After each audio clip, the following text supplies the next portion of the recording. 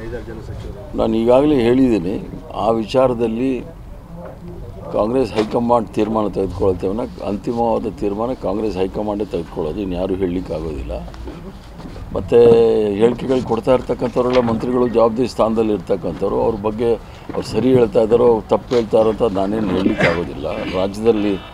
ರಾಜ್ಯದಲ್ಲಿ ಒಂದು ಶಿಸ್ತಿನ ಸಮಿತಿ ಇದೆ. ಏನಾದರೂ ಶಿಸ್ತು ಅನ್ನೋದನ್ನು ಅವರೇ ನೋಡಬೇಕಾಗತ್ತೆ, ನಾವೇನೂ ಮಾಡಲಿಕ್ಕಾಗಲ್ಲ. ಸಚಿವರು ದೆಹಲಿಗೆ ಹೋಗ್ತಿದ್ರೆ ವರಿಷ್ಠರ ಮುಂದೆ ಏನು ಹೇಳ್ಬೋದು ಸರ್ ಅಂತ? ಈಗ ಸಚಿವರು ಏನು ಹೇಳ್ತಾರೆ ವರಿಷ್ಠರ ಮುಂದೆ ಅಂತ ಅವ್ರಿಗೆ ಗೊತ್ತಿರುತ್ತೆ ವಿನಃ ನಾವು ಯಾವುದು CIDಗಳನ್ನ ಇಟ್ಟಿಲ್ಲ. ಆದ್ದರಿಂದ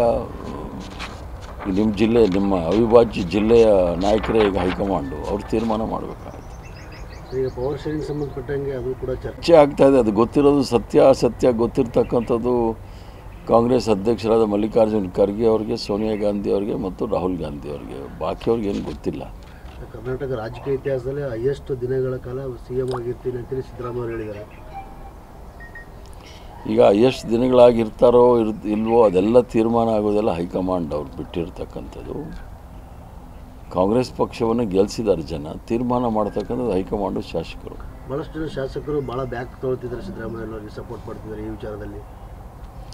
ಅವೆಲ್ಲ ಹೇಳಿಕೆಗಳು ಕೊಡ್ತಾ ಇರ್ಬೋದು, ಅಂತಿಮವಾಗಿ ಅದು ತೀರ್ಮಾನ ಆಗೋದು ಶಾಸಕಾಂಗ ಪಕ್ಷದ ಸಭೆಯನ್ನು ಕರೆದಾಗ ಅಲ್ಲಿ ತೀರ್ಮಾನ ಮಾಡ್ತಾರೆ.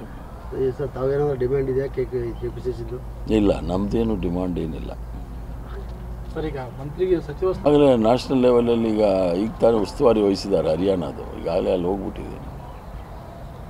ಸರ್ ಈಗ ಶಾಸಕ ಗವಿಯಪ್ಪ ಅವರು ಪದೇ ಅನುದಾನ ಬರ್ತಾ ಇಲ್ಲ ಅಸಮಾಧಾನ ವರ್ಗ ಶಾಸಕರು ಗವಿಯಪ್ಪ ಅವ್ರನ್ನೇ ಕೇಳೋದು ಒಳ್ಳೇದಲ್ಲ. ಅಲ್ಲ, ಒಬ್ಬರೇ ಅಲ್ಲ ಸರ್, ಬೇರೆ ಕೆಲವೊಂದು ಶಾಸಕರಿಗೆ ಅವಕಾಶ ಇದೆ. ಶಾಸಕಾಂಗ ಪಕ್ಷದ ಸಭೆ ಕರೆದಾಗ ಅಲ್ಲಿ ಅವರ ಬೇಡಿಕೆಗಳನ್ನ ಹೇಳಲಿಕ್ಕೆ ಅವ್ರಿಗೆ ಅವಕಾಶಗಳಿದೆ.